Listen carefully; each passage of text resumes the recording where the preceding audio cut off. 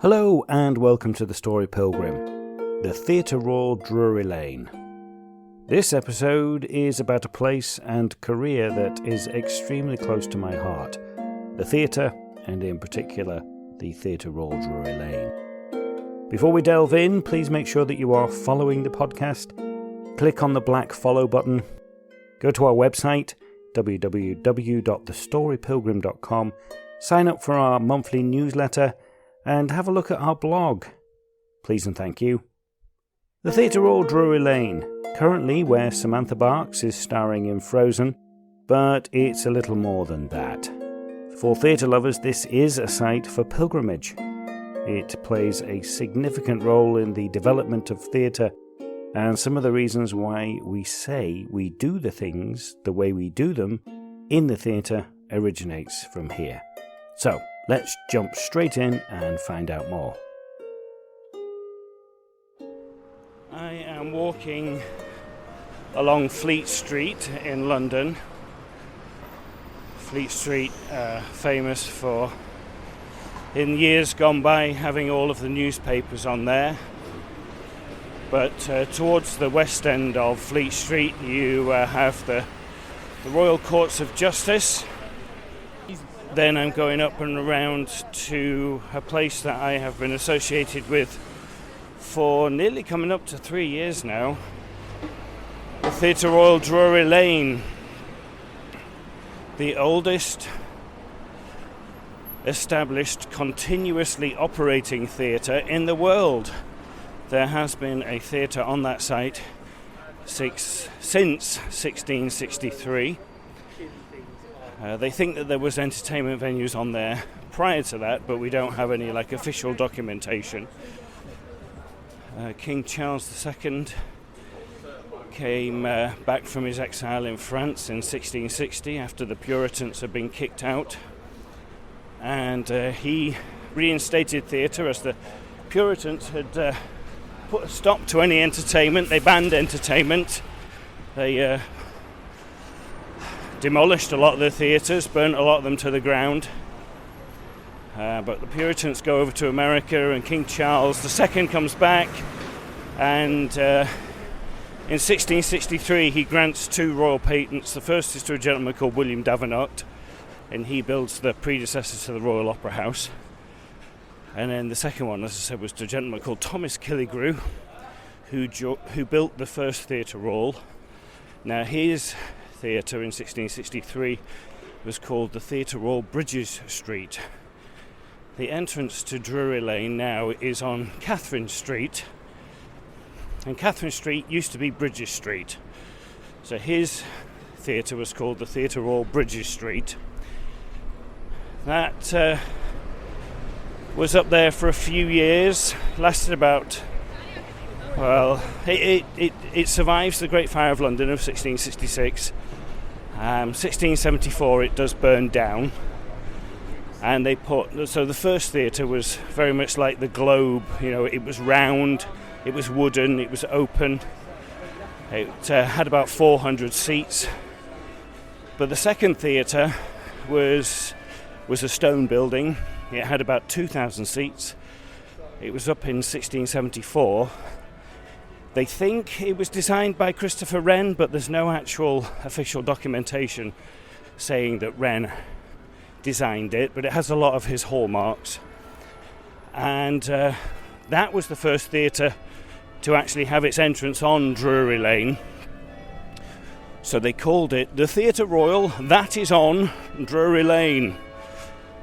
Doesn't exactly trip off the tongue, does it? But no, they changed the name to Theatre Royal Drury Lane in 1709, and that's what it's been known ever since. It's been plagued with a lot of fires. It burnt down. Well, it started to crumble down. The third owner, Richard Sheridan, he bought the building in 1778. By the 1790s, it was really getting into quite a bit of disrepair. But also Covent Garden was coming in an area thriving for trade and for theatre. So Richard, he saw the potential for much larger audiences. So 1791, he knocks down Wren's building because it really had gone past a state of repair. And he puts up this huge, massive structure, this really big theatre, 3,600 seats. I mean, that theatre was built to last for centuries. So, of course, after 15 years, it burnt down. And then in 1812, Benjamin Wyatt built the building that we have today. Andrew Lloyd Webber, Lord Andrew Lloyd Webber, owns the theatre now, and when he did buy it, he vowed that one day he wanted to restore it back to its original Georgian glory, because we still had all the blueprints and stuff. So 2019 he began a huge restoration, and £60 million is the official figure. It's more like £80 million of private funding and a little bit of Andrew's own money. They have the Theatre Royal Drury Lane restored to its original Georgian glory, and it's absolutely stunning. It's a beautiful theatre. I give the tours around it when I can. I have to run across and try and get across Kingsway before the traffic lights change. So I'm just going to take you round it. If you know me and you're ever in London, or you are in London and you want to come on a tour, just give me a shout, because there is a ton of history there. There is a ton of stories, and it pretty much is the reason. There's a lot of things that have been developed in this theatre, which basically is why we have theatre the way we have it today. Moving scenery, regular rehearsal, naturalistic acting, all started here because of the people that were involved with it. People like David Garrick, Richard Sheridan, Sarah Siddons, Ira Aldridge, Charles Macklin, and in more modern times, we got Andrew Lloyd Webber. I'll talk about a few of those people as I take you around the building. Lovely to hear the bells of St Clement Danes Church, a church designed by Sir Christopher Wren. That was playing away in the background as I walked past. Oranges and lemons played the bells of St Clement's. There is so much to tell you about. Where do I start? Well, it is the Theatre Royal Drury Lane. How about we start with the Royal Connection?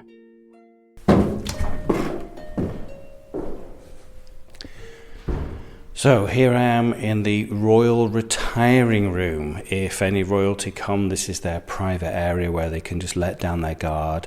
There's a double door and then another single door which goes out to the Royal Box. Every reigning British monarch since 1812, bar one, has retired in this room when they were the monarch. The one is King Charles. He hasn't been here since he's been made king, but he has obviously been here as the Prince of Wales many, many times. There's stories of Diana being in here with a young William and Harry, and them throwing ice creams at each other. There's a wonderful painting in here of June, actress, singer, dancer, painted by Herbert Draper. June was an actor here, and sadly, she was in her early teenage years. She fell underneath the stage and fell into the workings of the hydraulic lifts and stuff, and she died underneath the stage. So there's a little dedication to her here. And then there's a wonderful painting here by G.D. Leslie called Fortunes. It's a beautiful painting. It's one of my favourites. It's just of some ladies and children sat by a little stream. There's a lady dropping flowers into the stream. And Andrew bought that in 2019, I think for about £230,000. There's a genuine Waterford crystal chandelier in here, which is worth about £250,000. But yeah, talking about us being the only theatre in the world to have two royal boxes, George III came here a lot while he could. He loved all of the theatre here. And one evening, the story goes that he was waiting for a production to begin. And his son, the Prince Regent, who was later to become George IV, walks in drunk as a skunk. They get into a little kerfuffle, they get into a little fight. We have to physically pull them apart. We had to put his son on one side and George on the other. And so they were basically, George was banished to the other side of the theatre. So that's how we ended up having 2 royal boxes here at Drury Lane, and remain so. In the King's Gallery, there's some wonderful paintings in here. They're all copies, but there's one of Charles II, Nell Gwyn, Thomas Killigrew, Richard Sheridan, David Garrick, George II. And there's a lovely picture here of Drury Lane when it burnt down in 1812. It pretty much lit up the entire skyline because it was one of the tallest buildings at that point. There's a real famous quote from Richard Sheridan. He was the owner of it at that time. He rushed over here. He was in Parliament debating. He got over here, and by the time he got here, the flames had hit the roof. There was nothing that he could do. So the story goes is that he just walked across the road to a pub. He got himself a drink, he sat in the window, and he just watched his theatre burn to the ground. Apparently somebody asked him, well, what are you doing? And he said, may a man not take a glass of wine by his own fireside? Poor Richard, in that moment, he still had a little bit of humour. He was plunged into a lot of debt by that, but he does end up marrying well, and he gets himself out of debt, so all was well in the end. I'm on the upper level of our rotunda now, and you can hear it's quite echoey. Echo! And that's because the roof is designed on the Pantheon from Rome. It looks absolutely stunning. And then you look down to the lower rotunda, and there's some statues in there. There's 2 of Shakespeare. One of them was outside the building for quite a long time. The other one, which stands in the middle, is quite famous. It's a copy of a famous Shakespeare statue. The actual proper one, is in the British Museum. But the interesting thing about that is it is Shakespeare's head, obviously, because it's Shakespeare, but the body was modelled on David Garrick. So David Garrick's statue is also in there. There's Edmund Kean in there, and then Michael Balfe. Michael Balfe was a musical director here, and he only wrote opera. And he felt that was really classist. Only the rich people came to write opera, so he wanted to write something for the everyday man in the street. So in 1843, he writes The Bohemian Girl. Amazing music, but terrible lyrics apparently. But that went on to be like the blueprint for the modern musical.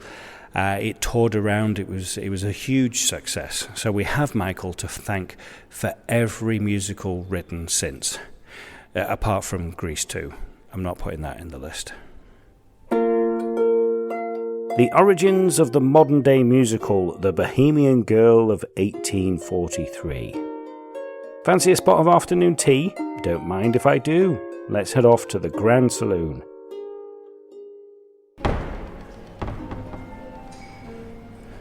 So I'm now in our Grand Saloon. This is one of my favourite areas of Drury Lane. It's absolutely beautiful. There's 3 big chandeliers in here with 2 rooms off the either end of it. The Richard Rogers room and the Oscar Hammerstein room.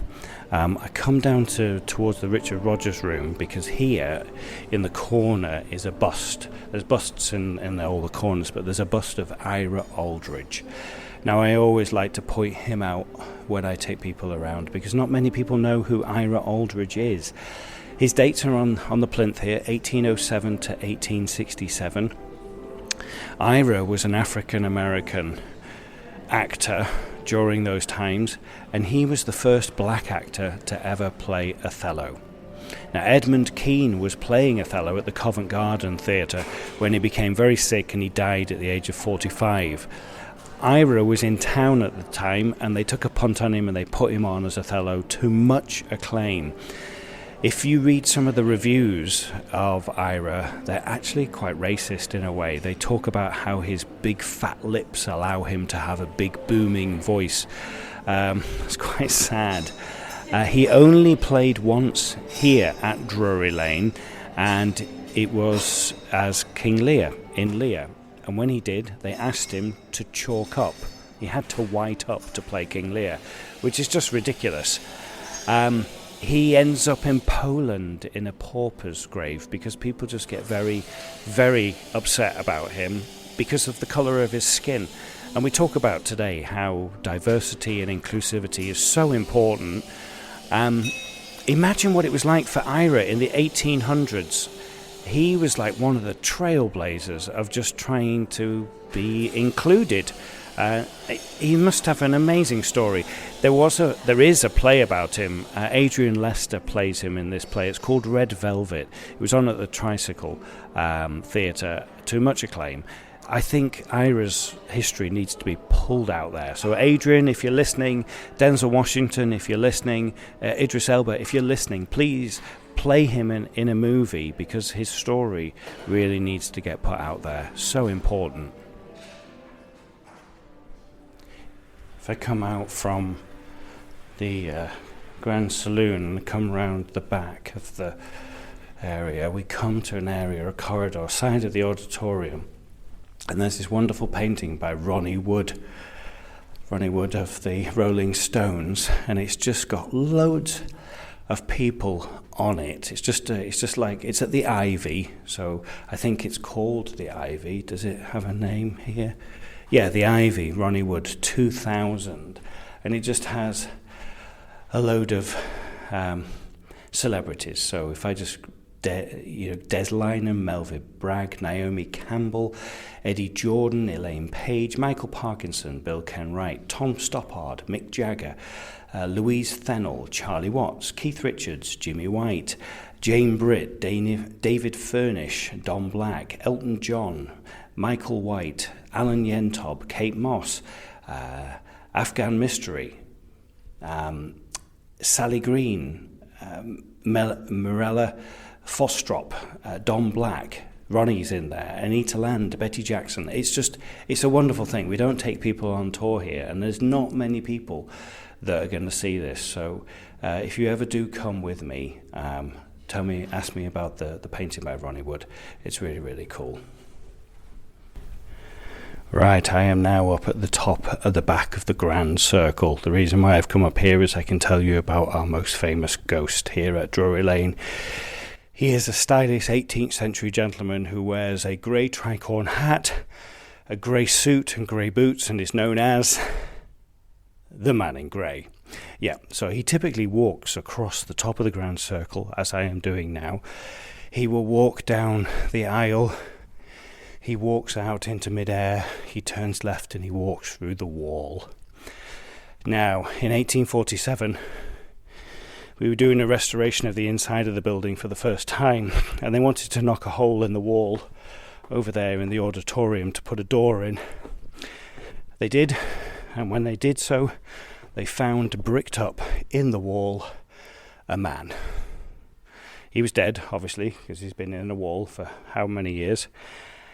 The dagger that killed him was still in his ribs. They took the body and they buried it in a burial ground just north of Russell Street on Drury Lane. That is now a private gardens.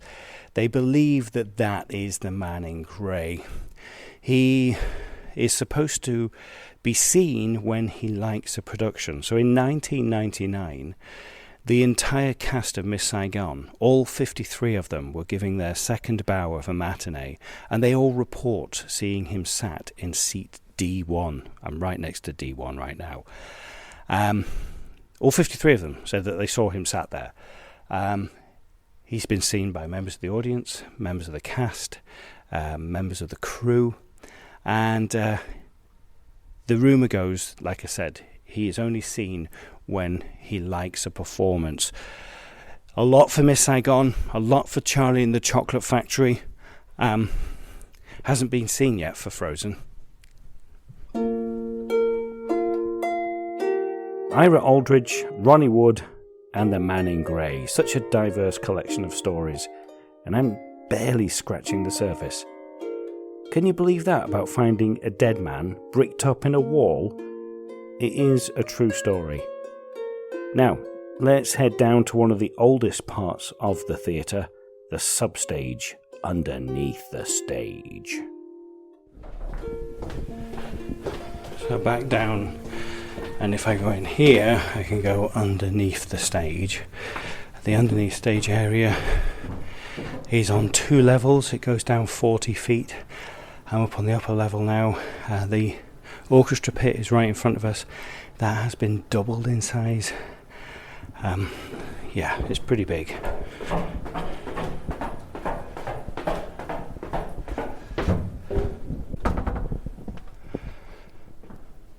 So I'm now on stage right wings, and the wings here are very thin. It's the deepest stage in London. It goes back 80 feet, it's about 40 feet across. But the wings are very, very thin. They're only about 10 feet on either side. And in Frozen, you have this massive long bridge that comes across. And people are like, how does that come across? It basically concertinas. I'm stood next to the bridge now. It's upstage behind the backdrop. And it just basically concertinas and rolls its way out. And it's on a track. You can see the track, and there's ropes in the stage. So it's really, really clever. They're set up for a concert tonight. So the stages, they've put a completely black flooring over it. But it is one of the most spectacular stages now. I'm going to go into the auditorium and tell you about what we can do with the stage.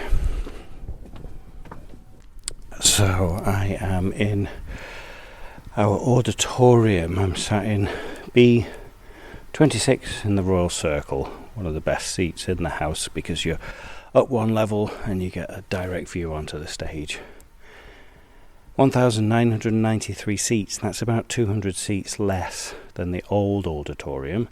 The old auditorium had quite a lot of sightline issues, and during the restoration they thought about something that people don't really usually think about when you are building a theatre, and that's leg room.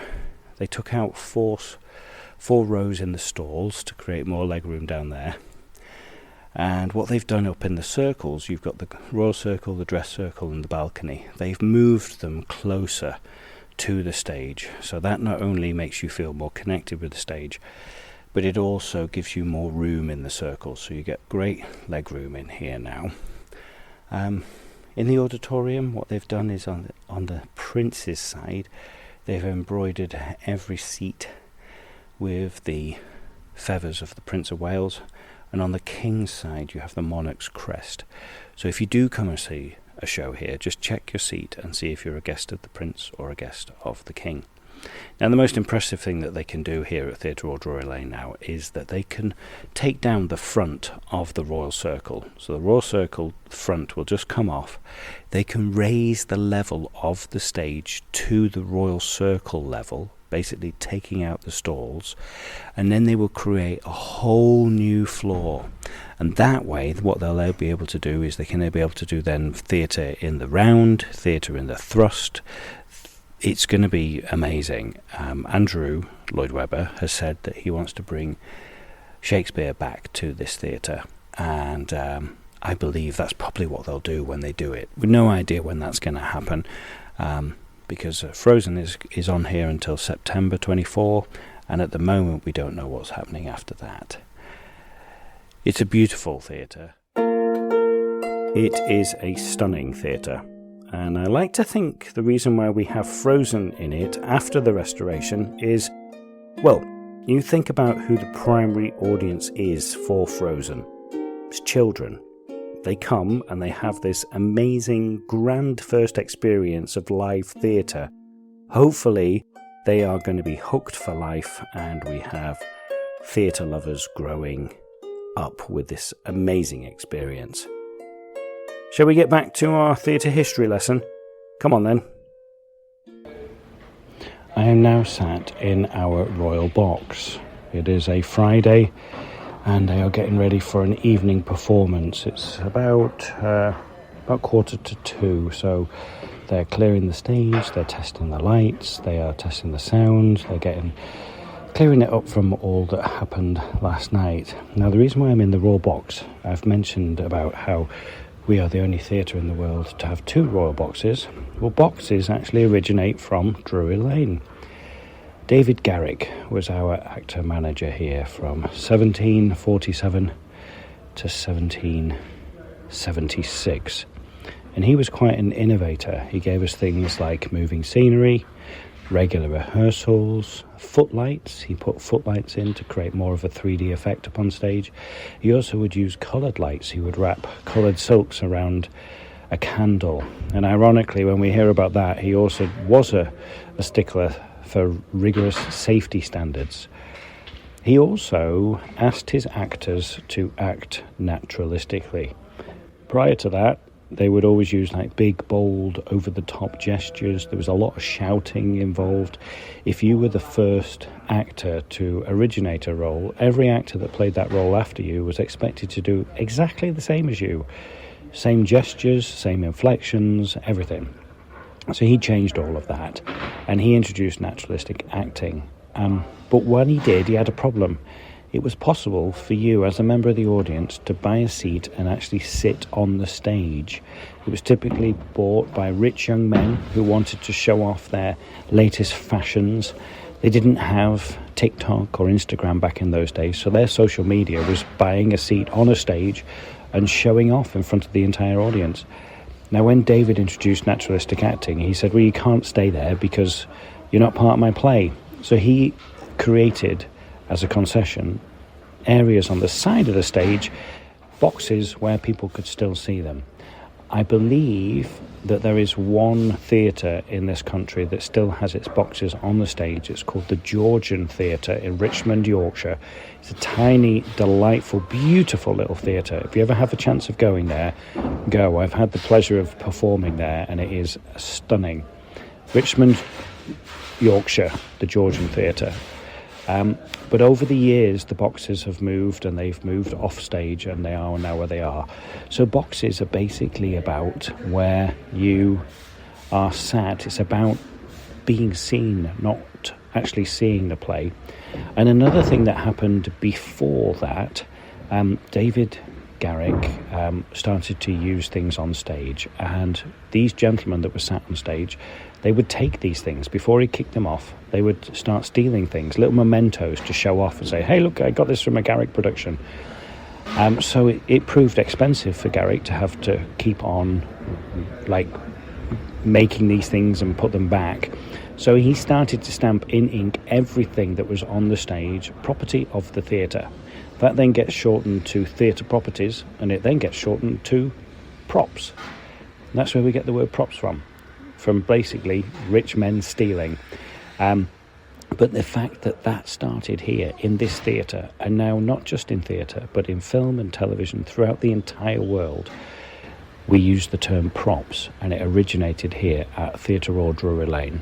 That's pretty cool, and I'm really, that's why I love showing people around this place, because there is so much to it that is important to my life as an actor, and in particular as a theatre actor. It's so significant.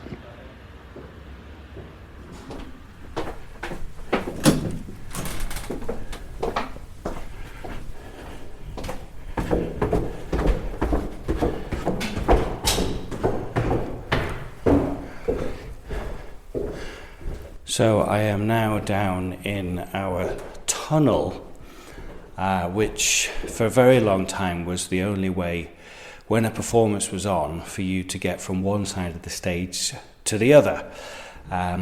It's still a substantial tunnel, but the original tunnel was about 6 feet deeper, and then there are other tunnels going off. On the one side you've got five tunnels going off one. Yeah, 5 tunnels both way, going towards underneath the stage. They're all bricked up. Well, they're all bricked up, but going towards the stage, they're flush. But on this side, going towards the auditorium, they are inset a little bit. And there's rumours here, one of the tunnels went across the road to the pub, and Charles II would use that to come in secretly and see Nell Gwyn. That's a rumour. But a couple of these tunnels do go down towards the Thames. And now when a sailor's ship was in dock, they would find work elsewhere because they weren't paid a wage, and it'd be a couple of weeks, 2-3 weeks they'd be in dock for. So they'd come and work backstage. It's why now, over 360 years later, we still call everybody who works backstage the crew. It's why we have such nautical terms as stage hands. They were deck hands. The lighting rigging, the rigging on the ship.